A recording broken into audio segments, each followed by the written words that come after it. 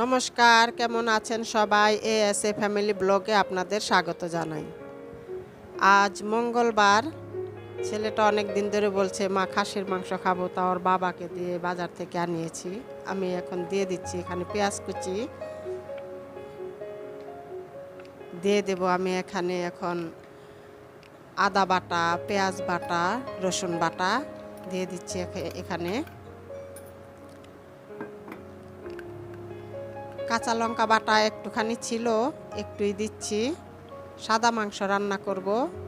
এখন দিয়ে দিচ্ছি আমি এখানে জিরা, তারপর আছে এখানে জায়ফল, জয়ত্রী আর দারচিনি, এলাচ, এগুলা বাটা দিয়ে দিচ্ছি আমি এখানে ধনে গুঁড়ো, আর দিয়ে দিচ্ছি টক দই 3 চামচ, দিয়ে দেবো একটু সাদা তেল। এটা আমি ভালো করে মাখিয়ে নেব। মাখিয়ে নিয়ে আমি 1 ঘন্টার মতো ফ্রিজে রেখে দেব। তাহলে মাংসটার মধ্যে আপনার মশলা লবণটা একটু ভালো ঢুকবে।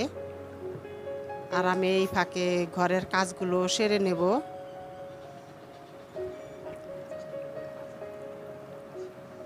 আপনারা চেষ্টা করবেন বাজার থেকে ভালো খাসিটা যাতে আনা যায়, তাহলে ভালো হবে। আর ছেলে খেতেও চেয়েছে সাদা মাংস, এর জন্য আমি হলুদ আর শুকনো লঙ্কার গুঁড়োটা অ্যাড করি নাই। আমি এখন রান্না বসিয়ে দিচ্ছি। কড়াইতে দেখুন আমি সাদা তেল দিয়ে দিয়েছি। আমি পেঁয়াজটা বেরেস্তা করে নেব।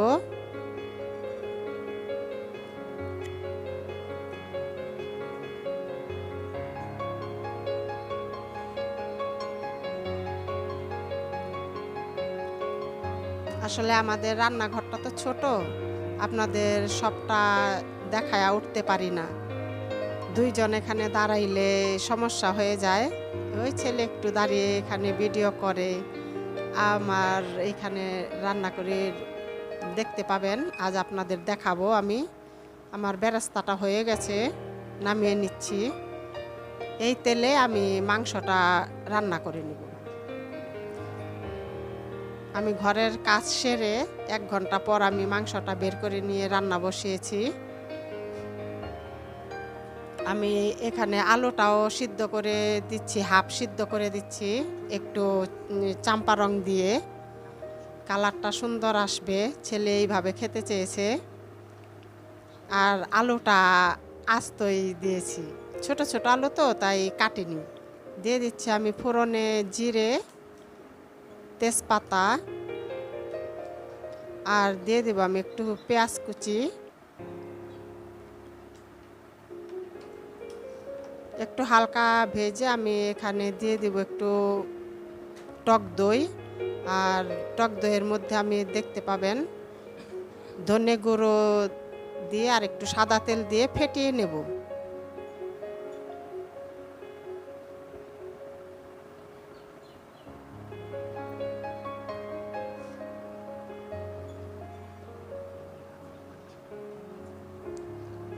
টক দইটা দিলে আপনার মাংসটা ভালো সেদ্ধ হবে তাড়াতাড়ি।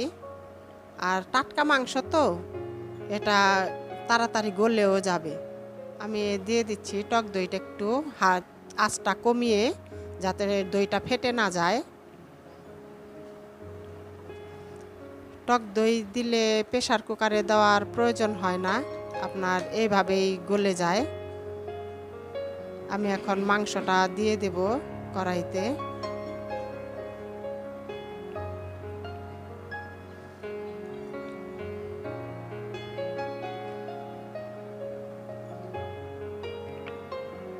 আপনারা এভাবে রান্না করে খেয়ে দেখবেন, ভালো লাগবে।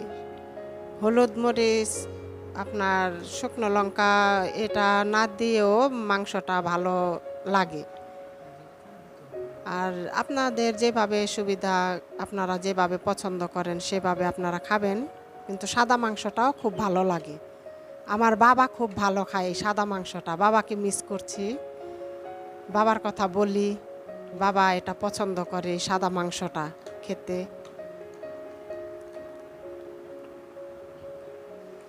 আমি এখন ওই কাঁচা লঙ্কা বাটা অল্প ছিল তো, তাই আমি আস্ত কয়টা দিয়ে দিচ্ছি, ঝালটা এখান থেকেই বেরোবে। আর আমরা একটু ঝাল খাই, একটু বেশি খাই, পরিমাণ মতো আর কি। আমি এখন পোলাওর চাল ঢেলে নিচ্ছি পাত্রে। এই চালটা আমি ধুয়ে একটু ভিজিয়ে রাখবো। আমি এখানে মগ দিয়ে দেখতে পাচ্ছেন আমি চালটা মেপে দিয়েছি। আমি এই মগ দিয়েই মানে 1 মগ চাইলে আমি 2 মগ জল দেব। আপনারাও সেইভাবে করবেন, দেখবেন সুন্দর হবে।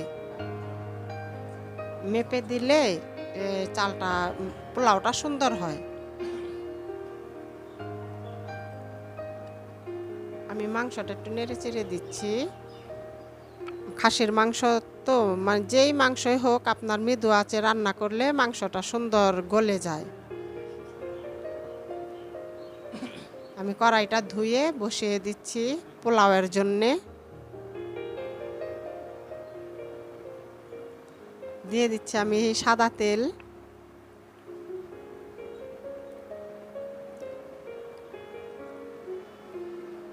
দিয়ে দিচ্ছি তেজপাতা, কুচনো পেঁয়াজ,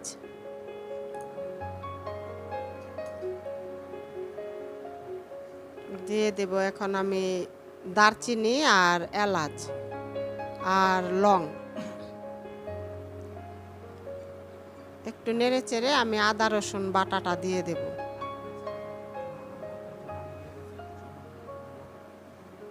পেঁয়াজটা বেশি লাল করা যাবে না পোলাওয়ের, তাহলে পোলাওটাও আপনার লালটে লালটে হয়ে যাবে।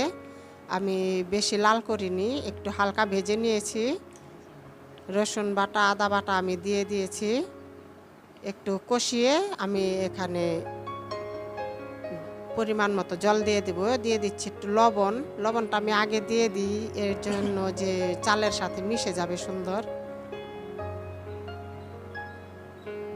এখন আমি দেখতে পাচ্ছেন জল দিয়ে দিচ্ছি। আমি 2 মগ জল দেব আর দুধ অ্যাড করব এখানে। 2 মগ জল দিয়ে দিলাম। এখন আমি দুধ দিয়ে দিচ্ছি 2 মগ। দুধটা দিলে কি হয় আপনার ওই কেওড়ার জল ওগুলা না দিলেও চলে, সুন্দর ঘ্রাণ আসে, স্বাদও লাগে খেতে।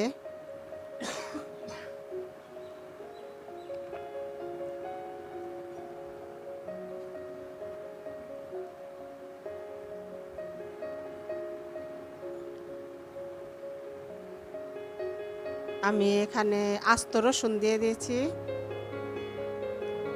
আমরা ভালো খাই, ছেলেও ভালো খায়। আলু আমি দিয়ে দিলাম, হাফ সিদ্ধ করে নিয়েছি, তাই আমি আগে একটু দিয়ে দিলাম, তাহলে আলুটা ভালো সেদ্ধ হবে, মশলাও ঢুকবে। আমার দেখুন এই যে বলক এসে গেছে পোলাওয়ের জলের। এখন আমি চালটা ছেড়ে দেব।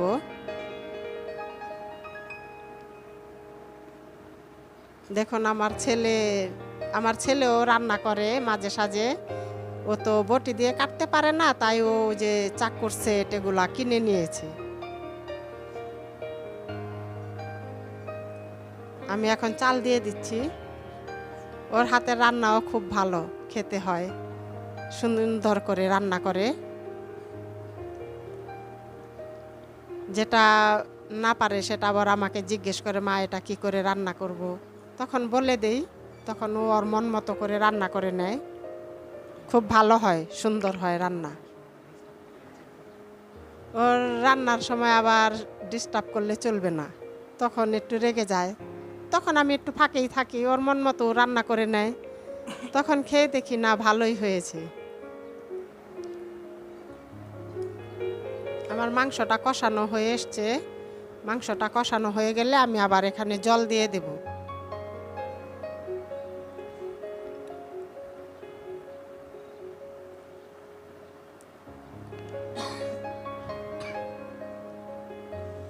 পোলাওটা চালটা একটু নেড়ে চেড়ে দিই, না হলে দলা ধরে যাবে নিচে।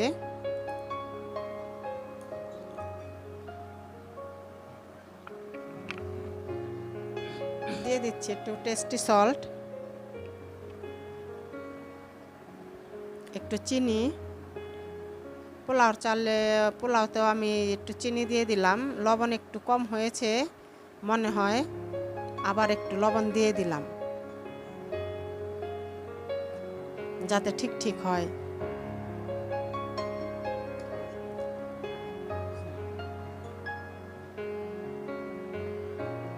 মাংসটা কষানো হয়ে গেছে, আমি একটু জল দিয়ে দিলাম। জল দিয়ে আমি ঢাকা দিয়ে দেব, আস্তে আস্তে এখন ফুটতে থাকবে, মাংসটা ভালো সেদ্ধ হবে।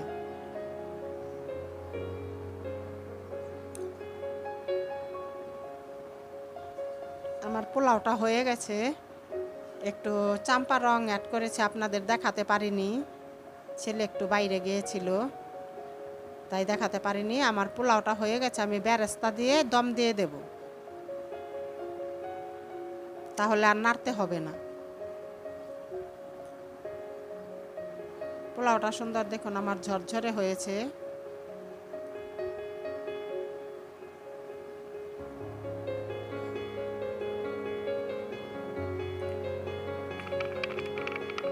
আমার হয়ে গেছে, চলুন ছেলেকে খেতে দিয়ে দিচ্ছি। আপনাদের ভিডিওটা যদি ভালো লেগে থাকে তাহলে আপনারা লাইক করবেন, সাবস্ক্রাইব করবেন, কমেন্ট করবেন, আর ফেসবুকে আমাদের অ্যাড দেওয়া আছে, আপনারা ফলো করবেন, একটা লাইক করে দেবেন। আর ভিডিওটা কেমন লাগলো অবশ্যই কমেন্টে জানাবেন। ততক্ষণ ভালো থাকবেন, সুস্থ থাকবেন, সাবধানে থাকবেন। দেখা হবে পরের আরেকটি নতুন ব্লগে।